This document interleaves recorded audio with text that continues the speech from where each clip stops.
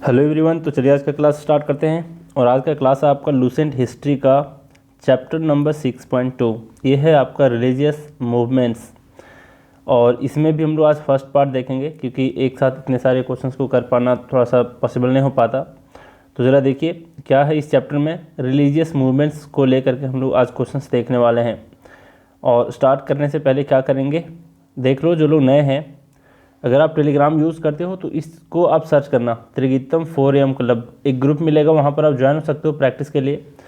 और अगर आपको चाहिए पर्सनल गाइडेंस फॉर इंग्लिश या फिर पर्सनल गाइडेंस फॉर हिस्ट्री या फिर दूसरे सब्जेक्ट के लिए भी, तो आप मुझे इस नंबर पर मैसेज करोगे।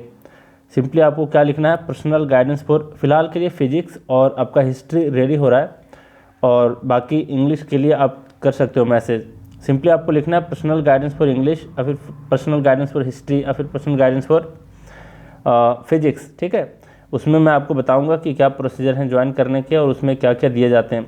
और शॉर्ट में बताएं तो पहले आपको टास्क दिया जाता है, अगर उस टास्क को आप कंप्लीट करते हो तो उसी टास्क के बेसिस पर आपको ऑनलाइन टेस्ट देने होते हैं और इस तरीके से चीज़ों को याद करना होता है।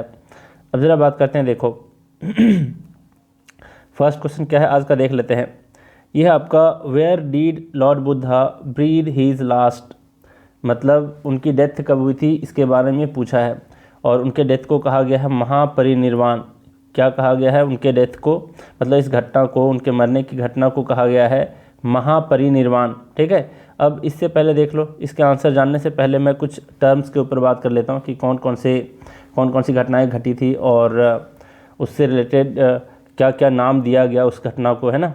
अब ज़रा देखो, सिंबल भी देखेंगे आज, ठीक है, सिंबल भी देखेंगे। जैसे कि उनके लॉर्ड बुद्धा के जीवन में 5 घटनाएं ऐसी घटी थी, उससे रिलेटेड यहाँ पर दिए जाते हैं, मतलब उस सिंबल के थ्रू पहचाना जाता है कि कौन सी घटना है वो। जैसे कि फर्स्ट घटना अगर कहें तो फर्स्ट घटना बर्थ के बारे में है, उनके बर्थ से रिलेटेड है, ठीक है। सेकंड जो घटना है ये है आपका जिसको कहते हैं the great departure. The great departure का मतलब होता है गृह त्याग, है ना। गृह त्याग को ही कहा गया है द ग्रेट डिपार्चर, देख लो यहाँ पर गृह त्याग। और थर्ड घटना जो घटी है वो थे एनलाइटनमेंट की, मतलब ज्ञान की प्राप्ति जो बोधि ट्री के नीचे हुआ, उनको कहाँ पर, बोध गया में, है ना, बिहार में। फोर्थ नंबर की जो घटना है ये है आपका फर्स्ट सरमन, यानी कि फर्स्ट उपदेश कहाँ दिया गया इसके बारे में। फिफ्थ नंबर का जो आता है ये आता है आपका लास्ट में डेथ, है ना, डेथ मतलब महापरिनिर्वाण, तो डेथ आता है। अब इसके बारे में ज़रा देख लेते हैं। डेथ को कहा गया महापरिनिर्वाण। क्या कहा गया? महापरिनिर्वाण, जो यहाँ पर लिखा हुआ है महापरिनिर्वाण, ठीक है। उपदेश जो फर्स्ट सरमन है उसको कहा गया धर्म चक्र परिवर्तन, ठीक है, धर्म चक्र परिवर्तन। ये सारे नाम आप सुन चुके होंगे पहले ही। ज्ञान की जो प्राप्ति हुई उसे कहा गया निर्वाण, और फिर निर्वाणा। और महापरिनिर्वाण कौन सा है? डेथ है महापरिनिर्वाण, और ज्ञान की प्राप्ति को कहा गया निर्वाण। हालांकि आपको शब्दों में थोड़ा बहुत मीनिंग में चेंजिंग मिलेगा जब आप जैनिज्म पढ़ोगे, जैन धर्म में पढ़ोगे, भगवान महावीर के से रिलेटेड पढ़ोगे तो निर्वाण का शब्द थोड़ा सा अलग हो जाएगा वहाँ पर, ठीक है। अब जरा देखो यहाँ पर जो गृह त्याग है, गृह त्याग को क्या कहा गया? तो इसको कहा गया महाभिनिष्क्रमण, ध्यान देना, महाभिनिष्क्रमण, ठीक है, मैं हिंदी में लिख दे रहा हूँ, महाभिनिष्क्रमण। ये सारे वर्ड आप सुने होंगे। अब जरा सबसे रिलेटेड, बर्थ को वैसा कुछ कहा नहीं गया, देख लो, सबसे रिलेटेड कुछ और बातें जानेंगे। जैसे कि चारों को पहले ध्यान में रखो। गृह त्याग को कहा गया महाभिनिष्क्रमण, ठीक है, इंग्लिश में कहते हैं द ग्रेट डिपार्चर। और ज्ञान की प्राप्ति को निर्वाण, फर्स्ट उपदेश को कहा गया धर्म चक्र परिवर्तन, और उनके डेथ को कहा गया महापरिनिर्वाण। ये चारों को आपको ध्यान में रखना है। अब जरा देखो बर्थ जो है, इनके बर्थ से रिलेटेड हम लोग सिंबल देख लेते हैं। बर्थ से रिलेटेड जो सिंबल है वो है लोटस या फिर बूल। लोटस यानी कमल का फूल, और बूल है ना, मतलब सांड का सिंबल, और लोटस का सिंबल ये बताता है भगवान बुद्ध के जन्म के बारे में बताता है, बर्थ को इंडिकेट कर रहा होता है। उनके गृह त्याग के सिंबल क्या है? तो हॉर्स, है ना, हॉर्स है। गृह त्याग के सिंबल जो है वो हॉर्स है, घोड़ा है। और ज्ञान की प्राप्ति जो हुई वो है आपका बोधि ट्री है ना, बोधि ट्री जो पीपल का पेड़ है, पीपल का पेड़ है, पीपल का पेड़ है कहाँ पर, बोधगया में। तो ये बोधि ट्री भी इसी को कहा गया और फिर पीपल का पेड़ कहा गया। ज्ञान की प्राप्ति का सिंबल है। उपदेश जो दिया गया इसका है व्हील, व्हील का मतलब, अब इसको धर्म चक्र परिवर्तन कहा गया तो उसमें चक्र शब्द है मतलब व्हील है ना। तो व्हील किसका सिंबल है, तो भगवान बुद्ध के फर्स्ट उपदेश का सिंबल है। अब महापरिनिर्वाण डेथ जो है इसका क्या सिंबल है, तो स्तूप है ना, उसको क्या कहते हैं, स्तूप कहते हैं, सारनाथ का स्तूप, ये सब आप सुने होंगे है ना। तो स्तूप किसका सिंबल है, डेथ का सिंबल है। फिर से एक बार रिपीट कर देता हूँ, बर्थ का सिंबल है लोटस एंड बुल, ग्रह त्याग का सिंबल है हॉर्स। वैसे आप रिलेट भी कर सकते हो, कमल अगर खिलता है मतलब किसी का जन्म होता है ना। अब फिर बुल का अब कह लो, एक्स्ट्रा याद रख लो कि बुल भी सिंबल है भगवान बुद्ध के बर्थ से रिलेटेड। ग्रह त्याग, अब घोड़ा पर ही कोई ग्रह त्याग करेगा तो हॉर्स का सिंबल है। पीपल, पीपल का पेड़ यानी बोधि ट्री, बोधि, बोधि ट्री इसको क्यों कहा गया, बोधि का क्या मतलब होता है, बुद्धि है ना, ज्ञान का आना। तो ज्ञान का सिंबल है आपका पीपल पेड़ और फिर बोधि ट्री। उपदेश, फर्स्ट उपदेश जो दिया गया उसका नाम दिया गया धर्म चक्र परिवर्तन और इसके लिए सिंबल है व्हील। डेथ के लिए सिंबल है आपका स्तूप, किसी के मेमोरी में स्तूप बनाया जाता है ना। इसको कहा गया महाभिनिष्क्रमण तो कहा गया गृह त्याग को, लेकिन महापरिनिर्वाण कहा गया आपका डेथ को। ठीक, इतना ध्यान रखोगे। अब इससे रिलेटेड हम लोग कुछ चीज़ों को देख लेते हैं। प्लेस से रिलेटेड, यहाँ पर मैं कलर चेंज कर देता हूँ, प्लेस देख लो। बर्थ से रिलेटेड जो इनका जो आता है प्लेस है ना, तो ये है लुम्बिनी। लुम्बिनी कहाँ है भाई, तो कपिलवस्तु डिस्ट्रिक्ट ऑफ नेपाल। देख लो, लुम्बिनी एक जगह का नाम है जहाँ पर इनका बर्थ हुआ और ये जगह है आपका कपिलवस्तु डिस्ट्रिक्ट ऑफ नेपाल में। इस चीज़ को ध्यान रखोगे। और इनके डेथ बर्थ का अगर डेथ आपको याद रखना है, डेट याद रखना है तो 563 BC में। ठीक है, 563 BC में लुम्बिनी में कपिलवस्तु डिस्ट्रिक्ट ऑफ नेपाल में हुआ है। और यहाँ पर एक चीज़ और ध्यान रखना, ग्रेट डिपार्चर से रिलेटेड गृह त्याग जो किए वो 29 वर्ष की आयु में किए थे गृह त्याग। चलिए एक पॉइंट यहाँ भी हो गया। ज्ञान की प्राप्ति से रिलेटेड क्या है भाई, तो इसको कहा गया निर्वाण और ये बोधगया में है ना, बोधगया में उनको ज्ञान की प्राप्ति हुई है और बोधि ट्री के नीचे। ठीक, और एक चीज़ और पूछा जाता है ज्ञान की प्राप्ति से रिलेटेड, कौन से नदी के किनारे, तो निरंजना नदी, निरंजना नदी का एक और नाम है फल्गु रिवर। ठीक है, तो निरंजना रिवर और फिर फल्गु रिवर के किनारे जो बोधि ट्री है उसके नीचे बैठ करके उन्हें ज्ञान की प्राप्ति हुई। फर्स्ट सरमन है, फर्स्ट सरमन का मतलब होता है प्रथम उपदेश जो दिया गया। ये कहाँ दिए थे, तो ये सारनाथ में दिए थे। कहाँ दिए थे, सारनाथ में। इस सारनाथ का एक और नाम है, एक और नाम है क्या, ऋषिपत्तनम। ऋषिपत्तनम उपदेश जो दिए, फर्स्ट उपदेश अपना दिए वो सारनाथ में। सारनाथ का दूसरा नाम है ऋषिपत्तनम। तो हो सकता है आपको ऑप्शन में सारनाथ ना दे करके ऋषिपत्तनम दे दे, है ना। फर्स्ट उपदेश दिए थे वहाँ पर। और कई बार पूछ लेता क्वेश्चन ये भी पूछ लेता है कि फर्स्ट उपदेश जो दिए थे भगवान बुद्ध वो किस भाषा में दिए थे, तो पाली भाषा में दिए थे। इस चीज़ को भी ध्यान रखना, फर्स्ट उपदेश वो पाली भाषा में दिए थे। वैसे भी इनके जितने सारे लिटरेचर हैं वो भी आपके पाली लैंग्वेज में ही हैं। ठीक है, अब जरा देख लो। और यहाँ पर जो डेथ होती है उनकी ये हुई है Kushinagar, Kushinagar district of UP में पड़ता है कुशीनगर। ठीक है, और एक क्वेश्चन और पूछ लेता है डेट्स, इनके डेथ से रिलेटेड क्या पूछ लेता है कि उस टाइम में 16 महाजनपद हुआ करते थे, तो कौन से महाजनपद में इनकी डेथ हुई थी। या फिर पूछ लेगा कि कुशीनगर जो आज का डिस्ट्रिक्ट है यूपी का, वो उस टाइम के कौन से महाजनपद के अंदर था। तो ये ध्यान रखना, मल्ल महाजनपद। ठीक है, मल्ल महाजनपद, 16 में से एक महाजनपद है मल्ल महाजनपद। ठीक है, तो उस वक्त मल्ल महाजनपद था जो अभी के कुशीनगर है। और डेथ कब हुई, तो इससे रिलेटेड डेट देख लो, तो 483 BC में, 483 BC में। ठीक है, दोनों डेट को ध्यान में रखना। गृह त्याग नहीं, बर्थ उनका हुआ 563 BC और मृत्यु हुई 483 BC। 483 BC में डेथ और बर्थ हुआ 563 BC। इतने सारे पॉइंट्स को आपको ध्यान रखना है। अब हम लोग आ जाते हैं सिंपली फर्स्ट क्वेश्चन के ऊपर। क्या पूछा था कि लास्ट ब्रीथ जो था वो कहाँ हुआ, तो कुशीनगर। ठीक है, और डेथ का सिंबल क्या भाई, तो स्तूप है। कहाँ पर हुआ, कुशीनगर डिस्ट्रिक्ट ऑफ यूपी में। और उस टाइम कुशीनगर को कौन सा महाजनपद में था, मल्ल महाजनपद में, है ना, मल्ल महाजनपद में, ये भी बता दिया। अब जरा बात करते हैं, देखो सेकंड क्वेश्चन के ऊपर हम लोग चलते हैं। यहाँ पर यह where has the world's largest monolithic statue of Buddha been installed. सबसे बड़ा जो मोनोलिथिक का मतलब एक ही स्टोन से बना हुआ, एक ही चट्टान से बना हुआ स्टैचू जो है भगवान बुद्ध के, वो वर्ल्ड में सबसे बड़ा है।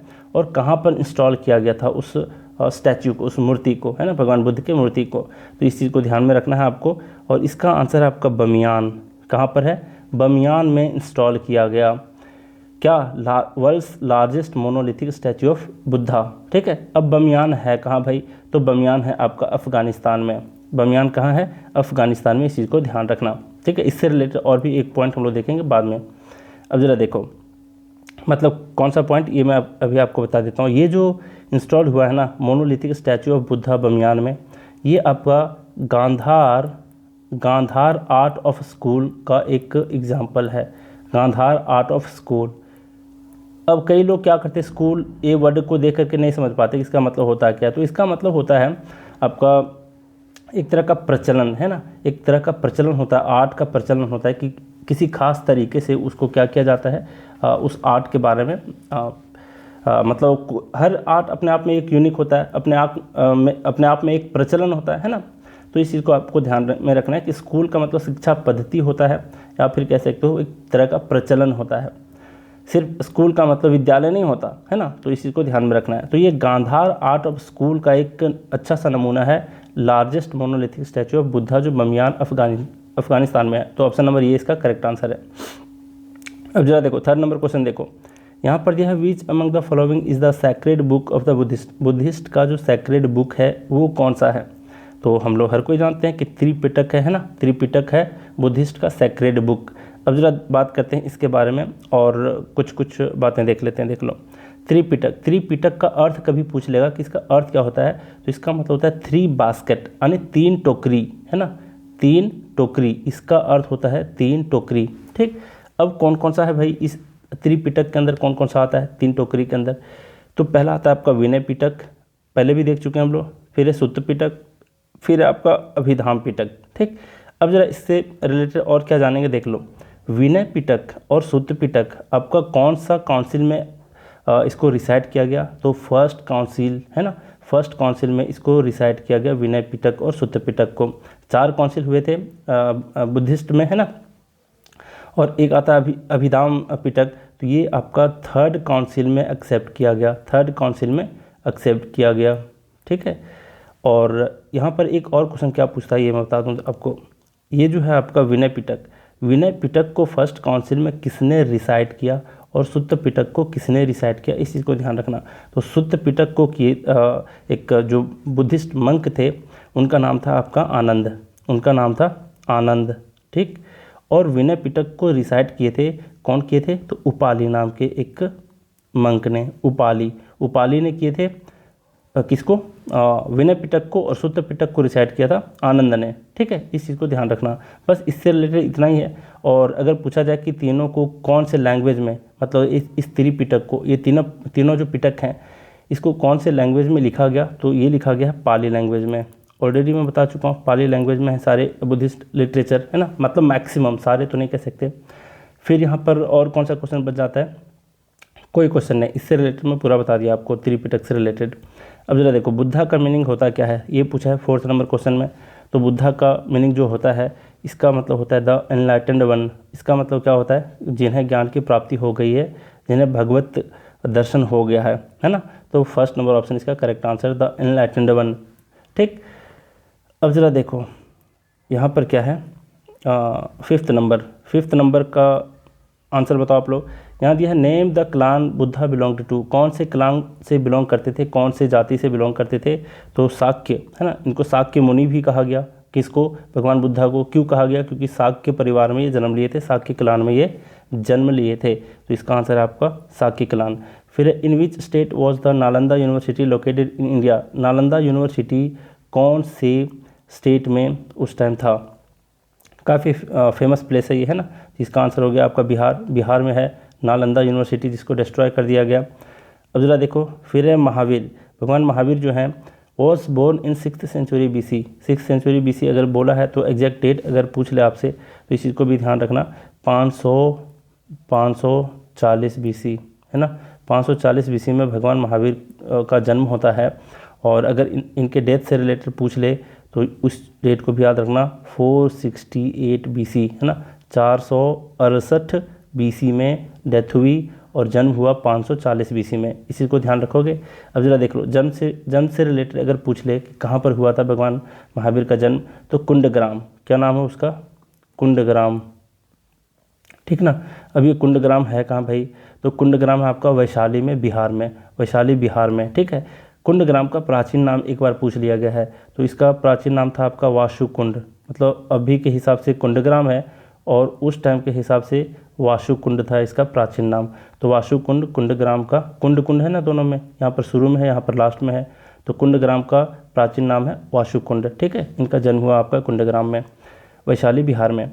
और इनकी मौत होती है कहाँ पर, 468 बीसी में, तो राजगृह में, है ना। राजगृह में भी पूछे तो पावापुरी ध्यान में रखना, पावापुरी, है ना, पावापुरी बिहार में, ठीक है। जो राजगृह में ही है पावापुरी आपका, तो इसी को ध्यान रखोगे। 540 बीसी ध्यान रखना, जन्म हुआ था और मृत्यु हुई थी 468 बीसी, ठीक है। चलिए इतना कुछ क्लियर है इनके जन्म से रिलेटेड। तो यहाँ पर पूछा क्या था, Mahavir was born in 6th century BC, मतलब 540 बीसी में, कहाँ पर, वैशाली में। तो इसके हिसाब से आपका आंसर है वैशाली, 7 का ए नंबर ऑप्शन करेक्ट है।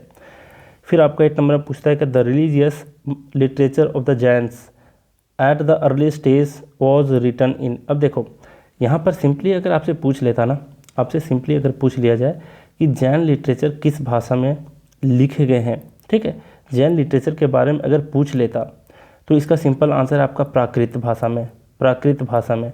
और पाली भाषा से यहाँ कंफ्यूज मत करना, प्राकृत तो ऑप्शन में है नहीं, पाली भाषा को लिखा गया है आपके त्रिपिटक जो बुद्ध में थे, ठीक है।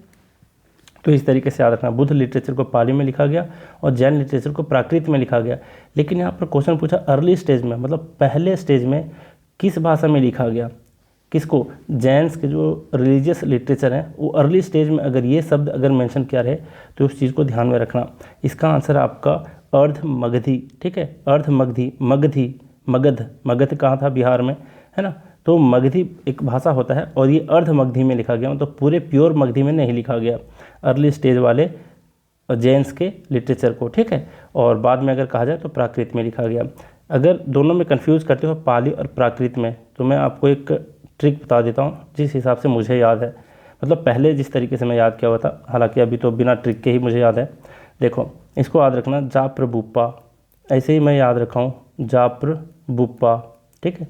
जा से हो गया आपका जैन, प्र से हो गया प्राकृत, मतलब जैन के लिटरेचर प्राकृत भाषा में, और बुप्पा का मतलब बुद्धिस्ट लिटरेचर जो है वो पाली भाषा में लिखा गया है, ठीक है। तो 8 नंबर का आंसर था आपका अर्ध मगधी में। अब जरा देख लो 9th नंबर क्वेश्चन का आंसर देखो, यहाँ पर दिया है which of the following places is associated with Jainism, Jainism से कौन सा आपका एसोसिएटेड है। तो अभी मैं इसका आंसर पहले ही बता चुका हूँ, है ना, अगर आपको ध्यान में हो तो इसका आंसर आपका पावा, पावा का मतलब है पावापुरी, पावा मतलब पावापुरी। कहाँ है भाई, राजगृह में, राजगृह कहाँ है भाई, तो राजगृह आपका बिहार में, ठीक है। और पावापुरी क्यों फेमस है, जैनिज्म के लिए क्यों फेमस है, तो उनकी डेथ जो है, भगवान महावीर की जो डेथ है ये यहीं पर पावापुरी में हुई थी, ठीक है, पावापुरी में उनकी डेथ हुई थी। इस चीज़ को ध्यान रखोगे। और कब डेथ हुई थी ये तो मैं पहले बता दिया हूँ, 468 बीसी में, ठीक है। अब जरा देखो 10th नंबर क्वेश्चन को देख लो, ये मिलान करने वाला क्वेश्चन है टर्म है, उसका मीनिंग है, एक्सप्लेनेशन पूछा है। इस चीज़ को जरूर ध्यान रखो क्योंकि मुझे लगता है कि ये क्वेश्चन कहीं ना कहीं ये इस तरीके से पूरा तो नहीं देगा, लेकिन किसी एक का मीनिंग पूछ दिया और फिर एक के बारे में पूछ दिया कि इसके बारे में क्या एक्सप्लेनेशन है, तो आप थोड़ा सा ध्यान में रखोगे ज़्यादा अच्छा रहेगा, ठीक है। वैसे कुछ ट्रिक भी अपना लेना, आप देख लो। जैसे यहाँ पर पूछा है अभिधाम पिटक, यहाँ पर पूछा है अभिधाम पिटक, यहाँ पर है अभिधाम पिटक, तो अभिधाम पिटक के बारे में क्या दे रखा है यहाँ पर, इस चीज़ को ध्यान में रखो। तो देखो अभिधाम पिटक में मुख्य रूप से अगर जो दिया गया है, ये दिया गया है आपका matters of psychology and metaphysics. Metaphysics का मतलब होता है फिलॉसफी, ठीक है, मेटाफिजिक्स का मतलब होता है फिलॉसफी, ठीक, इस चीज़ को ध्यान रखना। तो यहाँ पर है अभिधाम पिटक में जो लिखा गया है, ये लिखा गया साइकोलॉजी और मेटाफिजिक्स यानी फिलॉसफी के बारे में। तो इसके सामने ऐसे लिख लो, ए के सामने लिख लो, ए के सामने लिख लो पी, ए का मतलब अभिधाम पिटक और पी का मतलब हो गया आपका फिलॉसफी और फिर साइकोलॉजी, ठीक है, बहुत बराबर है। सूत्र पिटक, सूत्र पिटक में किस चीज़ का जिक्र है, इस चीज़ के बारे में पूछा है। तो इसमें बताया गया है डॉक्ट्रिन एंड एथिक्स, एथिक्स के बारे में बताया गया है, ठीक। तो इस चीज़ को भी ध्यान में रख लो। एथिक्स के लिए शॉर्ट में लिखो ई, है ना, ई, और सूत्र पिटक को शॉर्ट में लिखो एस, तो एस ई हो गया, मतलब आप से, ठीक। इस चीज़ को ध्यान में रखोगे। यहाँ पर विनय पिटक है, तो विनय पिटक में किस चीज़ का जिक्र है, तो इसमें है आपका मंक रूल या फिर ऑर्डर के बारे में, रूल्स ऑफ मंक ऑर्डर, मतलब किस हिसाब से चलने चाहिए मंक लोग को, है ना, उसके बारे में ये बताया गया है। मंक लोग को क्या क्या फॉलो करने चाहिए, क्या नहीं करने चाहिए, ये सब के बारे में लिखा गया है। तो विनय पिटक के बारे में है, किसके बारे में है, मंक ऑर्डर के बारे में। कैसे याद रखोगे इसको, तो इसको आप याद रख लो ऐसे, विनय पिटक है, वो है, भी है ना, वी है यहाँ पर, और मंक ऑर्डर में आपका यहाँ पर ओ है, तो ऑर्डर में लिख लो ओ, है ना, आपसे वो, और यहाँ पर बच जाता है आपका महासंघिका। महासंघिका का क्या मतलब होता है, महा का मतलब ग्रेट होता है, संघ का मतलब क्या होता है, ऑर्गेनाइजेशन होता है ना। तो इस तरीके से आप पकड़ सकते हो, या फिर कम्युनिटी कह सकते हो। तो members of great community, great का मतलब महा और कम्युनिटी का मतलब क्या हो जाता है, आपका संघ, है ना। तो इससे आप आसानी से कैच कर पाओगे। ऐसे इसके लिए भी शॉर्ट देखना है तो याद रखो एम, है ना, इसको लिख लो मांगा, ऐसे करके मांगा, है ना, मांगा, क्या मांगा वो बात की बात है। इसको आप ट्रिक के तौर पर इसको याद कर सकते हो। क्या है आपका, आपसे वो मांगा, क्या मांगा, ज्ञान मांगा। इस तरीके से ध्यान रखोगे। और ज्ञान कहने का मतलब है कि ज्ञान से आप याद रख पाओगे कि भगवान बुद्ध के बारे में ये कह रहा है। तो यहाँ पर देखो, आपसे मांगा का मतलब अभिधाम पिटक जो है वो फिलॉसफी और फिर आपका साइकोलॉजी के बारे में बताता है। सूत्र पिटक जो है वो एथिक्स के बारे में बताता है। विनय पिटक जो है वो ऑर्डर के बारे में बताता है, मतलब रूल्स ऑफ मॉन्क ऑर्डर के बारे में बताता है। मांगा मतलब क्या, महासंघिका, और गा मतलब ग्रेट कम्युनिटी, ठीक है। तो इस तरीके से आप इसको ध्यान में रख पाओगे। तो कहाँ पर मैच कर रहा है देख लो, फर्स्ट नंबर का चौथा मैच कर रहा था आपका, तो चौथा नंबर एक यही है, यही इसका आंसर हो गया, ठीक है। तो डी नंबर ऑप्शन इसका करेक्ट है। अब जरा बात करते हैं, देख लो यहाँ पर दे रखा है अगला जो 11th नंबर में दिया है, who was the author of Buddhacharita. Buddhacharita को किसने लिखा है, इस बुक को किसने लिखा है, तो इसको लिखे हैं अशोक घोष ने, है ना। ए नंबर ऑप्शन इसका करेक्ट आंसर है। अब 12 में देखो क्या दिया है यहाँ पर, who is also known as Nigantha Nataputta. क्या है, निगांथा नट्टपुट्टा भी कहा गया है और फिर नट्टपुत्र भी कहा गया है। तो किसको कहा गया है, ये कहा गया है भगवान महावीर को। तो इसका option number A correct answer है। अब जरा देख लो, कई बार पूछ लेता है कि कहाँ पर मेंशन है, किसके हिसाब से कहा गया भगवान महावीर को निगांथा नट्टपुट्ट, है ना, निगांथा नट्टपुट्ट या फिर नट्टपुत्र कहाँ पर कहा गया। तो एक चीज़ ध्यान रखना, अर्ली बुद्धिस्ट लिटरेचर में भगवान महावीर का नाम जो जिक्र है वो किस नाम से जिक्र है, महावीर भगवान को जो अर्ली बुद्धिस्ट लिटरेचर में निगांथा नट्टपुत्र कहा गया है। तो इसका ऑप्शन नंबर ये करेक्ट आंसर है। किसके हिसाब से, अर्ली बुद्धिस्ट लिटरेचर के हिसाब से, ठीक। अब जरा देख लो ऑप्शन नंबर 13 में क्या कह रहा है, यहाँ पर कह रहा है सॉरी यहाँ दिया है the principal that distinguishes Jainism from Buddhism is the. यहाँ बोला है कि जैनिज्म और बुद्धिज्म के बीच में जो मुख्य प्रिंसिपल है जो इन दोनों को अलग करता है, वो कौन सा प्रिंसिपल के तौर पर ये दोनों अलग होते हैं। तो इसका जो मुख्य जो कारण है जिसके हिसाब से दोनों के प्रिंसिपल अलग होते हैं वो है आपका, यहाँ पर देख लो, यहाँ पर दिया है attribution of a soul to all beings and things. इस सोल के बारे में है, ठीक है, सोल के बारे में ये दोनों आपस में डिफर कर जाते हैं। ऑप्शन नंबर सी इसका करेक्ट आंसर है। फिर दिया 14 नंबर में, देखो क्या 14 नंबर में दिया है Buddha lived approximately at the same time. Buddha जो हैं वो किसके कंटेम्प्रेरी हैं या फिर किसके समकालीन हैं, किसके वक्त में ये अपना जीवन जिए थे, तो कन्फ्यूशियस के टाइम में। ऑप्शन नंबर ये इसका करेक्ट आंसर है। कौन था कन्फ्यूशियस भाई, तो कन्फ्यूशियस आपके एक चाइनीज़ फिलोसफर थे, चाइनीज़ फिलोसफर, अपने मंक कह लो, साधु कह लो, है ना। तो कन्फ्यूशियस के बारे में एक चीज़ ध्यान रखना कि चाइना के फिलोसफर थे, कब के, भगवान बुद्धा के टाइम के। तो ऑप्शन नंबर ये इसका करेक्ट आंसर है। फिर 15 नंबर देखो, यहाँ पर बोला है, यहाँ बोला है बुद्धास प्रीचिंग्स, मतलब उनके जो उपदेश थे, जो सिखाए गए थे, वो क्या वर मेनली रिलेटेड टू, किससे संबंधित था, है ना। इनके जो प्रीचिंग्स थे, उपदेश थे बुद्धा के, वो किससे रिलेटेड थे, ये आपसे पूछा है। तो मुख्य रूप से देखा जाए तो इसमें से purity of thought and conduct, conduct का मतलब आचरण, आपका बिहेवियर, थॉट का मतलब आपका विचार कितना प्योर है ना। अब इससे रिलेटेड एक मुझे कोट आता है, देखो क्या है वो। एक बार किसी ने कहा है कि आपका जो क्या कहते हो पाप जो है ना, वो पाप आपका विचार करता है, आपका शरीर नहीं करता। आपका कौन सा करता है, मतलब कोई भी आदमी कोई पाप कर्म करता है तो पहले उसके दिमाग में उस कर्म को करने का एक विचार आता है। तो अगर देखा जाए गहराई से तो शरीर पाप नहीं करता, पाप करता है विचार। और गंगा में नहाने से शरीर धुलता है, आपके विचार नहीं धुलते। इसलिए गंगा में लोग पाप को धोने के लिए जाते हैं, उससे पहले कि आप अपने विचारों को धो लें, अपने विचारों को प्योर बनाएं, है ना।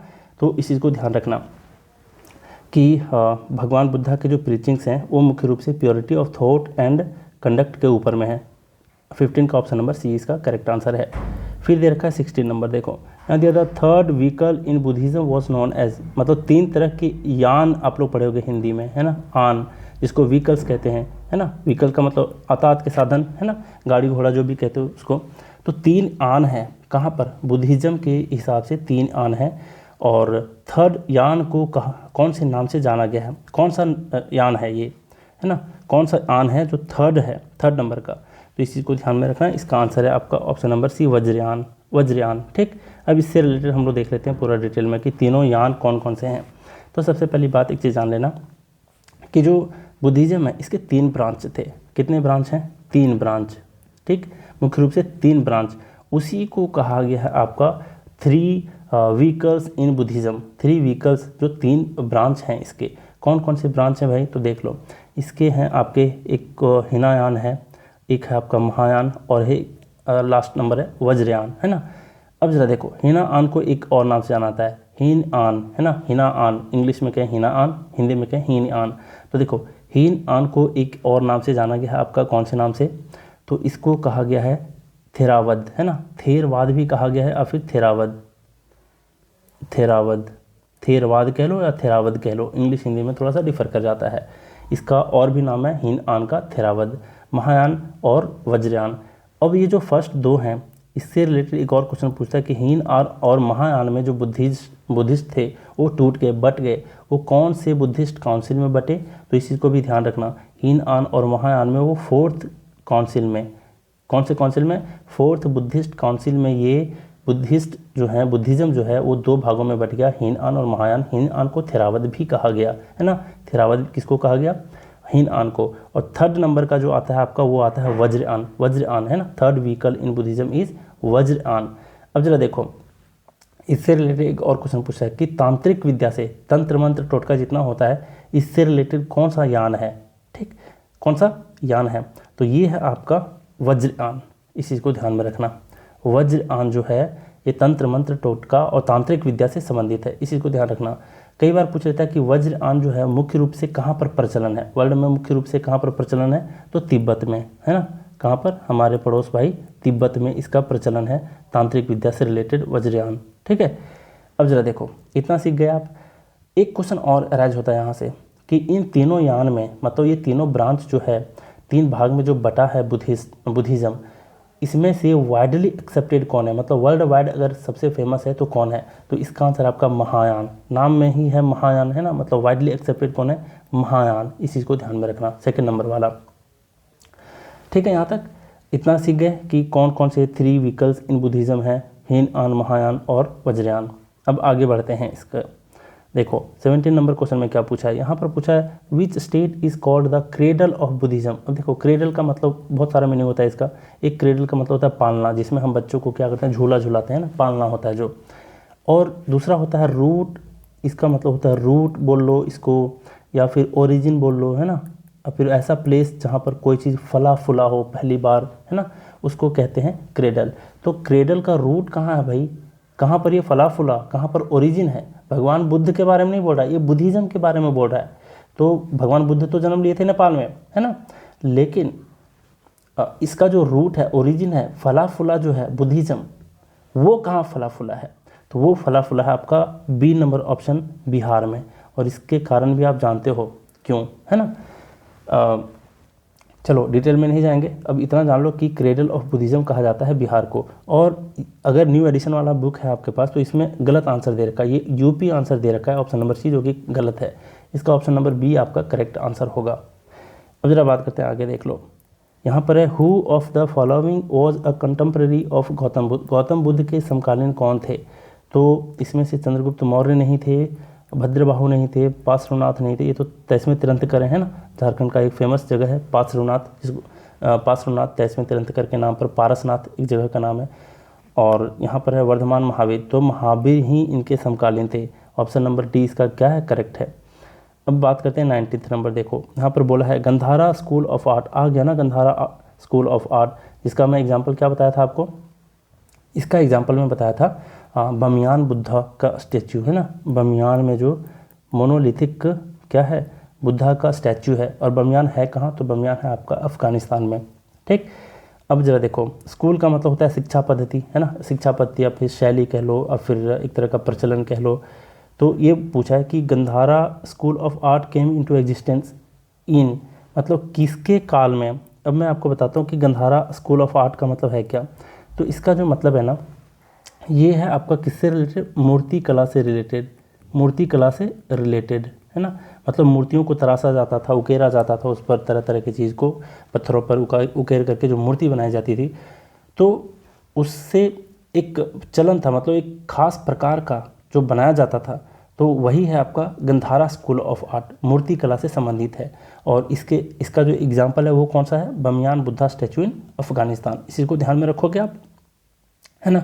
और ये किसके टाइम में आया, ये एग्जिस्ट में कब आया, कब बनाया गया।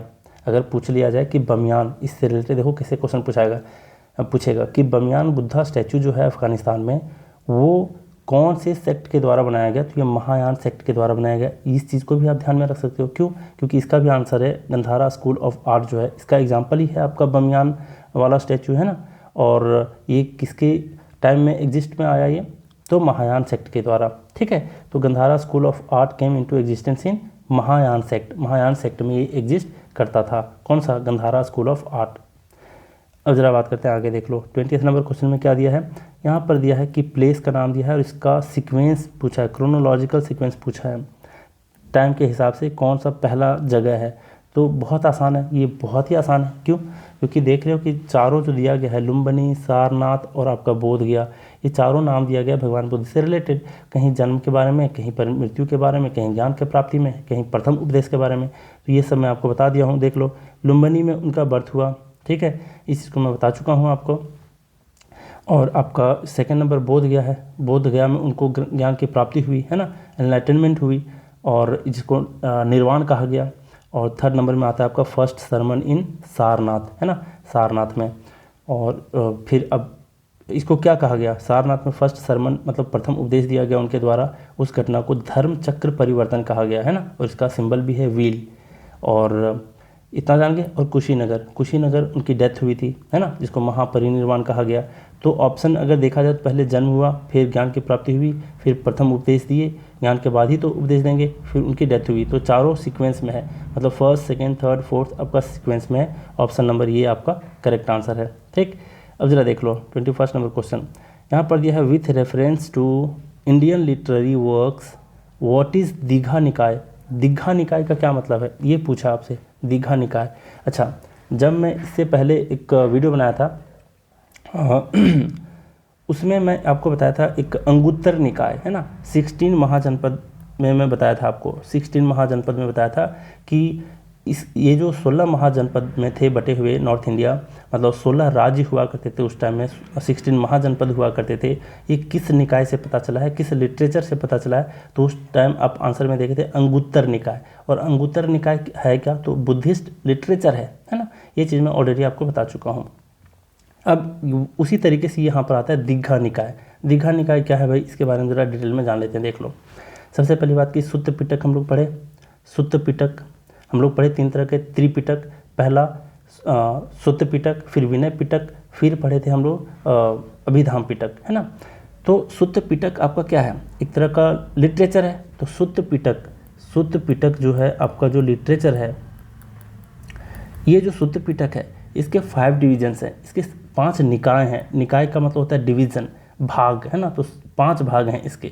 कौन कौन से हैं 5 भाग, उसके बारे में पूछा है। तो 5 भाग हैं आपका, देख लो। शॉर्ट में याद रखना चाहो तो ऐसे याद रखो, डीएम शाख, डीएम शाख, है ना। डीएम शाख से कैसे याद रखोगे, डी से हो जाता है आपका दीर्घ निकाय, दीर्घ निकाय, ठीक है, दीर्घ निकाय। एम से अब आप याद रखोगे मध्यम, मध्यम निकाय, मध्यम लिख सकते हो अगर आप लिखना चाहो तो नोट्स में। एस से क्या होता है आपका, एस से आपका संयुक्त निकाय, संयुक्त निकाय, ठीक। ये से आपका क्या हो जाता है, तो ये से हो जाता है आपका अंगुत्तर निकाय, जहाँ से हमें 16 महाजनपद के बारे में जानकारी मिली है। और 5वां आ जाता है आपका के एच से, के एच से क्या हो गया आपका, तो ख से हो जाता है आपका खुद्दक, खुद्दक निकाय, ठीक है, खुद्दक निकाय। तो इन 5 निकाय को ध्यान में रख सकते हो कि शुद्ध पिटक के 5 भाग हैं, 5 पार्ट हैं। अगर नहीं याद होता तो ऐसे ध्यान रखो कि शुद्ध पिटक के वॉल्यूम है, 5 वॉल्यूम ये बटा हुआ है। दीर्घ निकाय, मध्यम निकाय, संयुक्त निकाय, अंगुत्तर निकाय, खुद्दक निकाय। फिर से पढ़ देता हूँ, डीएम शाख, डीएम शाख, दीर्घ निकाय, मध्यम निकाय, संयुक्त निकाय, अंगुत्तर निकाय, खुद्दक निकाय। हो सकता है किसी एग्जाम में पूछ ले कि इनमें से कौन सा शुद्ध पिटक का पार्ट नहीं है, तो अगर आप ध्यान में रखोगे तो आंसर आसानी से टिक लगा पाओगे, है ना। और अंगुत्तर निकाय से पहले क्वेश्चन आ चुका है आपका, पहले ही मैं बता चुका हूँ कि 16 महाजनपद की जानकारियाँ मिलती हैं अंगुत्तर निकाय से, है ना, मतलब इस लिटरेचर से, अंगुत्तर निकाय वाले लिटरेचर से, समझ गए। तो इसी तरीके से पूछा है कि with reference to Indian literary works what is Dirgha Nikaya. दीर्घ निकाय है क्या, तो ये बुद्धिस्ट का एक लिटरेचर है ना, बुद्धिस्ट का लिटरेचर है, मतलब बुद्धिस्ट का टेक्स्ट है, पाली लैंग्वेज में है, क्योंकि त्रिपिटक का ही तो पाठ है, त्रिपिटक को लिखा गया पाली लैंग्वेज में। कैसे याद रखोगे ये भी बता दिया हूँ, कैसे आपको याद रखना है, जाप्रबुप्पा, है ना, जाप्रबुप्पा मतलब क्या हुआ, जैन धर्म के लिटरेचर को प्राकृत भाषा में लिखा गया और बुद्ध धर्म के लिटरेचर को पाली भाषा में लिखा गया है, ठीक है। तो ऑप्शन नंबर ये इसका क्या है, करेक्ट आंसर है। अब जरा देख लो आगे, देखो 22 नंबर क्वेश्चन में क्या दे रखा है। यहाँ दिया consider the following statements, 3 statements दिए गए हैं। यहाँ दिया Jainism in ancient India condemned the वर्ण सिस्टम, है ना। वर्ण सिस्टम हम लोग कहाँ पढ़े थे, तो वैदिक लिटरेचर में 4 तरह के वर्ण होते थे, है ना। फिर है यहाँ पर क्या सेकंड नंबर में, Jain religious literature was written in Ardhamagadhi. इससे रिलेटेड क्वेश्चन भी देख चुके हैं। स्टार्टिंग में अर्ली स्टेज में जो जैनिज्म के लिटरेचर लिखे गए वो अर्धमगधी में लिखे गए, बाद में प्राकृत भाषा में लिखा गया, है ना। तो इसी को भी ध्यान में रखना है। फिर ये तो करेक्ट है आपका। फिर है Mahavir admitted women into the order of his follower. Follower में पहले ये क्या किए, बाद में ये मतलब मंक नन बनने के लिए लोगों, मतलब महिलाओं को इसमें क्या किया गया, परमिशन मिल गया। तो 3rd नंबर भी करेक्ट है। 1st नंबर करेक्ट नहीं है। जैनिज्म में वर्ण सिस्टम को क्या नहीं किया गया, कंडेम नहीं किया गया, मतलब निंदा नहीं किया गया, वर्ण सिस्टम को भला बुरा नहीं कहा गया। क्यों, ऐसा क्यों है भाई, तो ज़रा देख लो। तो दूसरा और तीसरा आपका करेक्ट है, ऑप्शन नंबर डी इसका करेक्ट आंसर। ये मैं आपको बता देता हूँ कि 1st नंबर क्यों गलत है।